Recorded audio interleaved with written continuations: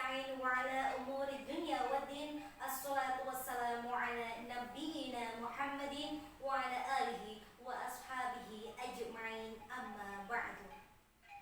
Pemirsa yang dirahmati Allah, tidak ada satu kata pun yang pantas kita ucapkan selain rasa syukur kita kepada Allah Subhanahu wa Ta'ala yang telah memberikan kita semua kenikmatan, nikmat iman, nikmat Islam, nikmat sehat, nikmat kesempatan, dan masih banyak nikmat yang lain yang kita tidak akan pernah mampu untuk menghitungnya.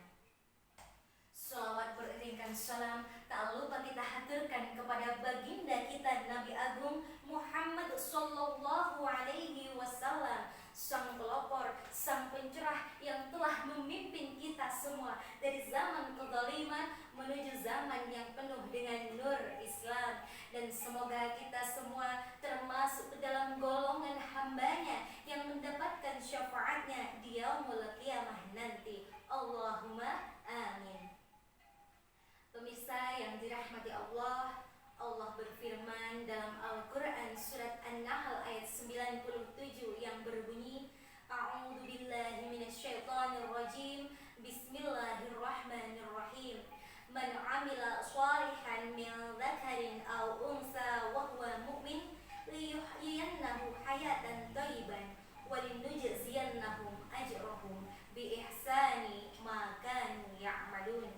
Yang artinya, barang siapa berbuat amal shalih baik laki-laki maupun perempuan dalam keadaan beriman, maka sesungguhnya akan kami berikan kepadanya kehidupan yang baik, dan sesungguhnya akan kami berikan balasan berupa pahala yang lebih baik dari apa yang telah mereka kerjakan.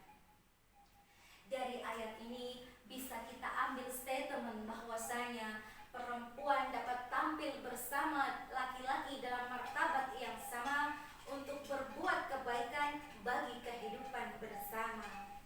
Berbicara tentang perempuan merupakan hamba Allah yang lemah, memiliki peran yang amat besar dalam kehidupan bermasyarakat dan bernegara.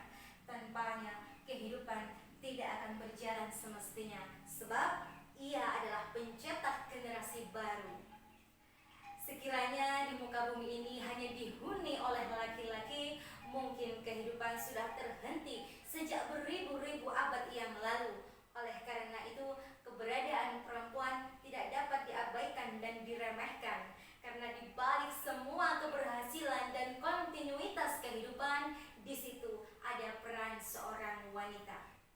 Pemirsa yang dirahmati Allah, memajukan peran perempuan menguatkan peradaban, memajukan memiliki makna, memfasilitasi perempuan, menjadikan perempuan sebagai subjek pembangunan bangsa, memberdayakan perempuan. Memajukan di sini memiliki tiga muatan: memajukan pikiran, memajukan rohani, dan memberikan kesempatan dan akses yang sama seperti laki-laki. Perempuan harus berjalan beriringan dengan perkembangan zaman, tidak berhenti dan merasa cukup dengan tugas-tugas yang diidentikan dengan perempuan, sehingga output yang dihasilkan adalah penguatan peradaban. Berbicara tentang perempuan sama halnya berbicara tentang muatan negara. Perempuan dan peradaban tidak dapat dipisahkan dari negara. Dengan kata lain, tidak ada negara tanpa peradaban, dan tidak ada peradaban tanpa adanya perempuan.